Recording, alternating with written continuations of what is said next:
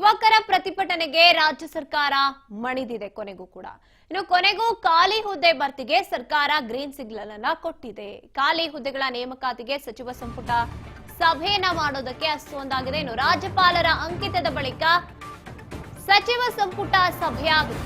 ಕೊನೆಗೂ ಖಾಲಿ ಹುದ್ದೆ ಭರ್ತಿಗೆ ಸರ್ಕಾರ ಗ್ರೀನ್ ಸಿಗ್ನಲ್ ಕೊಟ್ಟಿದೆ. ಖಾಲಿ ಹುದ್ದೆಗಳೇನೇನಿದೆ ನೇಮಕಾತಿಯನ್ನ ಮಾಡಿಕೊಳ್ಳೋದಕ್ಕೆ ಈಗ ಸಚಿವ ಸಂಪುಟ ಸಭೆಯಲ್ಲಿ ರಾಜ್ಯ ಸರ್ಕಾರ ತೀರ್ಮಾನವನ್ನ ಮಾಡೋದಕ್ಕೆ ಅಂದ್ರೆ ಒಂದು ಅಂತಿಮ ನಿರ್ಧಾರಕ್ಕೆ ಬರೋಕೆ ತಯಾರಿಯನ್ನ ಮಾಡ್ಕೊಂಡಿದ್ದಾರೆ. ಸಂಪುಟ ಸಭೆಯಲ್ಲಿ ನೇಮಕಾತಿ ಬಗ್ಗೆ ಮಹತ್ವದ ತೀರ್ಮಾನವನ್ನ ಮಾಡ್ತಾರೆ. ನೇಮಕಾತಿಗೆ ತಾತ್ಕಾಲಿಕ ಪರಿಹಾರವನ್ನ ರಾಜ್ಯ ಸರ್ಕಾರ ಕಂಡುಕೊಂಡಿದೆ. ಮೀಸಲಾತಿ ಮಿತಿ ಏನು 50% ಮೀರಬಾರ್ದು, ಅಂದ್ರೆ ಮುಂಚೆ ತರಾನೇ ಕಂಟಿನ್ಯೂ ಆಗಬೇಕು. ವಿವಿಧ ಇಲಾಖೆ 56,000 ಖಾಲಿ ಹುದ್ದೆ ನೇಮಕಕ್ಕೆ ಒಪ್ಪಿಗೆಯನ್ನ ಕೂಡ ನೀಡಲಾಗಿದೆ. ಇನ್ನು 15% ಎಸ್ಟಿ ಮೀಸಲಾತಿಗೆ ಅವಕಾಶವನ್ನ ಕೊಡಲಾಗಿದೆ. ಈ ಹಿನ್ನೆಲೆ ಹಳೆಯ ಸೂತ್ರದ ಅನ್ವಯದಲ್ಲಿ ಅಂದ್ರೆ ಏನು ನೇಮಕಾತಿ ನಡೀತಾ ಹೋಗುತ್ತೆ. ಪ್ರತಿಭಟನೆಯ ಬಿಸಿ ಸರ್ಕಾರಕ್ಕೆ ತಟ್ಟಿದೆ. ಅವತ್ತೇ ಹೇಳಿದ್ರು ಇದ್ರ ಬಗ್ಗೆ ಏನೇನು ನಿರ್ಧಾರಗಳು ಶೀಘ್ರದಲ್ಲೇ ನಿರ್ಧಾರ ಆಗತ್ತೆ ಅಂತ.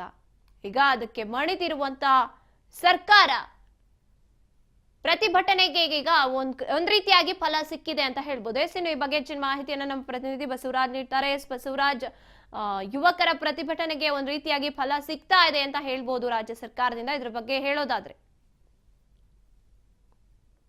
ವಿಚಾರಕ್ಕೆ ಸಂಬಂಧಪಟ್ಟಂತೆ ಕಳೆದ ಒಂದು 3 ವರ್ಷದಿಂದಲೂ ಕೂಡ ಯಾವುದೇ ರೀತಿ ನೇಮಕಾತಿಗಳನ್ನ ಮಾಡ್ಕೊಂಡಿಲ್ಲ ಅನ್ನುವಂತ ನಿಟ್ಟಿನಲ್ಲಿ ಉದ್ಯೋಗ ಆಕಾಂಕ್ಷಿಗಳು ವಿದ್ಯಾರ್ಥಿಗಳು ಸಾಕಷ್ಟು ದೊಡ್ಡ ಮಟ್ಟದಲ್ಲಿ ಪ್ರತಿಭಟನೆಯನ್ನು ಕೂಡ ಮಾಡ್ತಾನೆ ಬರ್ತಾ ಇದ್ರು. ಅದು ಮೊನ್ನೆ ದೊಡ್ಡ ತೀವ್ರ ಸ್ವರೂಪಕ್ಕೂ ಕೂಡ ಹೋಯಿತು. ಧಾರವಾಡದಲ್ಲಿ ಬೃಹತ್ ಪ್ರತಿಭಟನೆ ಆಯಿತು. ಆ ಒಂದು ಸಂದರ್ಭದಲ್ಲಿ ಆ ಒಂದು ಪ್ರತಿಭಟನೆಗೆ ರಾಜ್ಯ ಸರ್ಕಾರಕ್ಕೂ ಕೂಡ ಬಿಸಿ ತಟ್ಟಿರ್ತಕ್ಕಂಥದ್ದು. ಹಾಗಾಗಿ ಸಿಎಂ ಸಿದ್ದರಾಮಯ್ಯವರು ಕೂಡ ಅದಕ್ಕೆ ರಿಯಾಕ್ಟ್ ಮಾಡಿದ್ರು.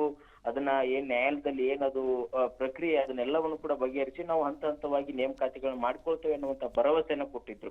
ಆ ಒಂದು ವಿಚಾರಕ್ಕೆ ಸಂಬಂಧಪಟ್ಟಂತೆ ನಿನ್ನೆ ಸಚಿವ ಸಂಪುಟದಲ್ಲಿ ಪ್ರಮುಖವಾಗಿರ್ತಕ್ಕಂತ ನಿರ್ಧಾರವನ್ನು ಕೂಡ ತೆಗೆದುಕೊಂಡಿರ್ತಕ್ಕಂಥದ್ದು. ಒಂದು ಗಾಯತ್ರಿ ನೇಮಕಾತಿಯನ್ನ ಮಾಡಿಕೊಳ್ಳುವಂತಹ ನಿಟ್ಟಿನಲ್ಲಿ ಅದು ಒಳ ಮೀಸಲಾತಿ ವಿಚಾರಕ್ಕೆ ಸಂಬಂಧಪಟ್ಟಂತೆ ಅದು ನ್ಯಾಯಾಲಯದಲ್ಲಿ ಕೂಡ ಈಗ ಪ್ರಕರಣ ಕೂಡ ಇರ್ತಕ್ಕಂಥದ್ದು. ಹಾಗಾಗಿ ಕೆಲವೊಂದಿಷ್ಟು ವಿಳಂಬ ಕೂಡ ಆಗ್ತಾ ಇತ್ತು. ಒಳ ಮೀಸಲಾತಿಗೆ ಆ ಬಿಲ್ಗೂ ಕೂಡ ಒಂದ್ ಕಡೆ ಮೀಸಲಾತಿ ವಿಚಾರ ಬಿಲ್ಗೂ ಕೂಡ ರಾಜ್ಯಪಾಲರು ಅಂಕಿತ ಹಾಕಿರ್ಲಿಲ್ಲ. ಹಾಗಾಗಿ ಅದು ನೇಮಕಾತಿ ವಿಳಂಬ ಆಗ್ಲಿಕ್ಕೆ ಅದು ಕೂಡ ಕಾರಣ ಅನ್ನುವಂಥದ್ದನ್ನು ಕೂಡ ರಾಜ್ಯ ಸರ್ಕಾರ ಹೇಳುತ್ತಾ ಇತ್ತು. ಹಾಗಾಗಿ ನಿನ್ನೆ ಕೂಡ ಸಿಎಂ ಸಿದ್ದರಾಮಯ್ಯ ಸಚಿವರ ಜೊತೆ ಸಭೆ ನಡೆಸಿ ಒಂದು ಎಸ್ಸಿ ಮತ್ತು ಎಸ್ಟಿ ಸಚಿವರ ಒಂದು ನಿಯೋಗ ರಾಜ್ಯಪಾಲರನ್ನ ಭೇಟಿ ಮಾಡಿ ಆ ಒಂದು ಬಿಲ್ಗೆ ಅಂಕಿತ ಹಾಕ್ಬೇಕು. ಈಗಾಗಲೇ ದೊಡ್ಡ ಮಟ್ಟದಲ್ಲಿ ಯುವಕರು ಪ್ರತಿಭಟನೆ ಮಾಡ್ತಾ ಇದ್ದಾರೆ. ಈ ಮೀಸಲಾತಿ ಬಿಲ್ಗೆ ಅಂಕಿತ ಹಾಕ್ಲಿಲ್ಲ ಅಂತಂದ್ರೆ ದೊಡ್ಡ ಮಟ್ಟಿಗೆ ನಮ್ಗೆ ಸರ್ಕಾರಕ್ಕೂ ಕೂಡ ಹೊಡೆತ ಬೀಳುವಂತದ್ದು. ಹಾಗಾಗಿ ನೀವು ಅಂಕಿತ ಹಾಕ್ಬೇಕು ಅನ್ನುವಂತ ಕೆಲವೊಂದಿಷ್ಟು ಮನವರಿಕೆ ಮಾಡಿಕೊಡುವಂತ ಪ್ರಯತ್ನ ಮಾಡಿದ್ರು. ರಾಜ್ಯಪಾಲರು ಕೂಡ ಬಿಲ್ಗೆ ಕೂಡ ಸಹಿ ಹಾಕಿದ್ರು. ಬಿಲ್ಗೆ ಸಹಿ ಹಾಕಿದಂತ ಸಂದರ್ಭದಲ್ಲಿ ಇದೀಗ ಹಳೆಯ ಮೀಸಲಾತಿಯ ಅಡಿಯಲ್ಲೇ ಈಗ ನೇಮಕಾತಿ ಮಾಡ್ಕೊಳ್ಳಿಕ್ಕೂ ಕೂಡ ರಾಜ್ಯ ಸರ್ಕಾರ ಮುಂದಾಗಿರ್ತಕ್ಕಂಥದ್ದು. ಯಾಕಂತಂದ್ರೆ 56% ಇರ್ತಕ್ಕಂಥದಕ್ಕೆ ನ್ಯಾಯಾಲಯದಲ್ಲಿ ಕೂಡ ಈಗ ತಡೆ ಆಜ್ಞೆ ಕೂಡ ಇರ್ತಕ್ಕಂಥದ್ದು. ಹಾಗಾಗಿ ಇದೀಗ ಏನು ಹಿಂದೆ 50% ಏನಿತ್ತು ಮೀಸಲಾತಿ ಒಟ್ಟಾರೆ ಆ 50% ಮೀಸಲಾತಿಯಲ್ಲೇ ನೇಮಕಾತಿಯನ್ನ ಮಾಡ್ಲಿಕ್ಕೆ ರಾಜ್ಯ ಸರ್ಕಾರ ತೀರ್ಮಾನವನ್ನು ಕೂಡ ತೆಗೆದುಕೊಂಡಿರ್ತಕ್ಕಂಥದ್ದು. ಮೊದಲ ಹಂತವಾಗಿ 56,432 ಹುದ್ದೆಗಳಿಗೆ ನೇಮಕಾತಿಯನ್ನ 30 ದಿನಗಳಲ್ಲಿ ಪ್ರಕ್ರಿಯೆ ಆರಂಭಿಸಲು ತೀರ್ಮಾನ ಕೂಡ ಸಚಿವ ಸಂಪುಟ ಸಭೆ ಒಂದು ಅನುಮೋದನೆ ಕೊಟ್ಟಿದೆ ಅನ್ನುವಂಥದ್ದನ್ನು ಕೂಡ ನಿನ್ನೆ ಕಾನೂನು ಸಚಿವರಾಗಿರ್ತಕ್ಕಂಥ ಎಚ್.ಕೆ. ಪಾಟೀಲ್ರು ಕೂಡ ಮಾಹಿತಿಯನ್ನು ಕೂಡ ನೀಡಿರ್ತಕ್ಕಂಥದ್ದು. ಹಾಗಾಗಿ ರಾಜ್ಯ ಸರ್ಕಾರ ಮೊದಲ ಹಂತವಾಗಿ ಒಂದು ನೇಮಕಾತಿಗಳನ್ನ ಮಾಡಿಕೊಳ್ಳುವಂತ ನಿಟ್ಟಿನಲ್ಲಿ ಹೋಗ್ಬೇಕು ಅನ್ನುವಂಥದ್ದನ್ನು ಕೂಡ ನಿನ್ನೆ ಸಚಿವ ಸಂಪುಟದಲ್ಲಿ ಸುದೀರ್ಘವಾಗಿ ಚರ್ಚೆ ನಡೆಸಿ ತೀರ್ಮಾನವನ್ನು ಕೈಗೊಂಡಿರ್ತಕ್ಕಂಥದ್ದು. ಹಾಗಾಗಿ ಒಂದು ಒಳ ಮೀಸಲಾತಿ ವಿಚಾರಕ್ಕೆ ಸಂಬಂಧಪಟ್ಟಂತೆ ಕೂಡ ಚರ್ಚೆ ನಡೆದಿದೆ. ಅದು ಕೂಡ ಒಂದಿಷ್ಟು ಇನ್ನೂ ಕೂಡ ಗೊಂದಲ ಕೂಡ ಇರ್ತಕ್ಕಂಥದ್ದು. ಆದ್ರೆ ಈ ನೇಮಕಾತಿ ಮಾಡ್ಕೊಳ್ಳಿಕ್ಕೆ ಯಾವುದೇ ರೀತಿ ಸಮಸ್ಯೆ ಆಗ್ಬಾರ್ದು ಅನ್ನುವಂತ ನಿಟ್ಟಿನಲ್ಲಿ ಹಳೆಯ ಏನ್ ಮೀಸಲಾತಿ ಪದ್ಧತಿ ಏನಿತ್ತು ಅದೇ ಅಡಿಯಲ್ಲೇ ಒಂದು ನೇಮಕಾತಿಗಳು ಕೂಡ ಮಾಡ್ಲಿಕ್ಕೆ ಕೂಡ ರಾಜ್ಯ ಸರ್ಕಾರ ಈಗ ಮುಂದಾಗಿರ್ತಕ್ಕಂಥದ್ದು. ಗಾಯತ್ರಿ, ಎಲ್ಲೋ ಒಂದ್ ಕಡೆ ಇದು ತಾತ್ಕಾಲಿಕವಾಗಿ ತಗೊಂಡಿರುವಂತ ಅರ್ಜೆಂಟ್ ಅಲ್ಲಿ ನಿರ್ಧಾರವನ್ನ ತಗೊಂಡ್ರ ರಾಜ್ಯ ಸರ್ಕಾರ, ಅಥವಾ ಆದಷ್ಟು ಶೀಘ್ರದಲ್ಲೇ ಇದಕ್ಕೆ ಪ್ರತಿಫಲ ನಿಜವಾಗ್ಲೂ ಸಿಗುತ್ತಾ?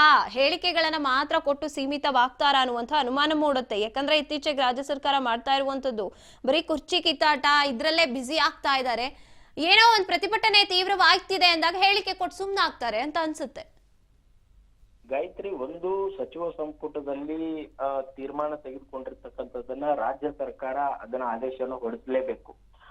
ಈ ಒಂದು ನಿಟ್ಟಿನಲ್ಲಿ ಈಗ ಏನು ಮೊದಲ ಹಂತವಾಗಿ 56,432 ಹುದ್ದೆಗಳಿಗೆ ಅಧಿಸೂಚನೆಯನ್ನು ಹೊರಡಿಸಬೇಕು ಅನ್ನುವಂಥದ್ದು ಕ್ಯಾಬಿನೆಟ್ ನಲ್ಲಿ ಅನುಮೋದನೆ ಕೂಡ ಆಗಿದೆ. ಅಂದ್ರೆ ಸುಮಾರು 2 ಲಕ್ಷಕ್ಕೂ ಹೆಚ್ಚು ಉದ್ಯೋಗಗಳು ಕೂಡ ಖಾಲಿ ಇರ್ತಕ್ಕಂಥದ್ದು ಸರ್ಕಾರದ ಮಟ್ಟದಲ್ಲಿ.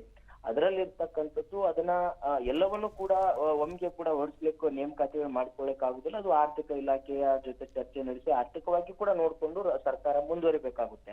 ಹಾಗಾಗಿ ಅದನ್ನೆಲ್ಲವನ್ನು ಕೂಡ ಗಮನದಲ್ಲಿಟ್ಕೊಂಡು ಇತ್ತ ಯುವಕರ ಪ್ರತಿಭಟನೆ ಕೂಡ ದೊಡ್ಡ ಮಟ್ಟದಲ್ಲಿ ಆಗ್ತಾ ಇದೆ. ಅದು ರಾಜ್ಯಾದ್ಯಂತ ವಿಸ್ತರಿಸಿ ಅದು ಸರ್ಕಾರಕ್ಕೂ ಕೂಡ ದೊಡ್ಡ ಮಟ್ಟಿಗೆ ಕಂಟಕ ಆಗೋ ಸಾಧ್ಯತೆ ಕೂಡ ಇರುವಂತದ್ದು. ಹಾಗಾಗಿ ಅದನ್ನ ಒಂದು ಪರಿಗಣಿಸಿ ಇದೀಗ ಮೊದಲ ಹಂತವಾಗಿ 56,000 ಒಂದು ನೇಮಕಾತಿಗಳು ಮಾಡ್ಕೊಳ್ಳೋಣ ಅನ್ನುವಂತ ನಿಟ್ಟಿನಲ್ಲಿ ಕೂಡ ಸರ್ಕಾರ ಒಂದು ಚಿಂತನೆಗೆ ಬಂದಂತೆ ಕಾಣ್ತಾ ಇದೆ. ಹಾಗಾಗಿ ನಿನ್ನೆ ಸಚಿವ ಸಂಪುಟದಲ್ಲಿ ಅದಕ್ಕೆ ಅನುಮೋದನೆ ಕೂಡ ಸಿಕ್ಕಿದೆ. ಮತ್ತೆ ಈ ಒಳ ಮೀಸಲಾತಿ ವಿಚಾರಕ್ಕೆ ಸಂಬಂಧಪಟ್ಟಂತೆ ಇನ್ನೂ ಕೂಡ ಒಂದಿಷ್ಟು ಗೊಂದಲ ಇದೆ. ಆ ಗೊಂದಲವನ್ನ ಬಗೆಹರಿಸುವಂತ ನಿಟ್ಟಿನಲ್ಲಿ ನ್ಯಾಯಾಲಯ ಕೂಡ ಇದೆ. ಹಾಗಾಗಿ ಈಗ ಅದನ್ನ ಗೊಂದಲವನ್ನ ತೆಗೆದುಕೊಂಡು ಹೋದ್ರೆ ನೇಮಕಾತಿಗಳು ಮಾಡ್ಕೊಳಕ್ ಆಗೋದಿಲ್ಲ. ಹಾಗಾಗಿ ಹಿಂದೆ ಹಳೆ ಪದ್ಧತಿ ಏನಿತ್ತು 50% ಅಂತಕ್ಕಂಥ ಒಟ್ಟಾರೆ 50%. ಓಕೆ, ಧನ್ಯವಾದ ನಿಮ್ಮ ಮಾಹಿತಿಗಾಗಿ ಬಸವರಾಜ್.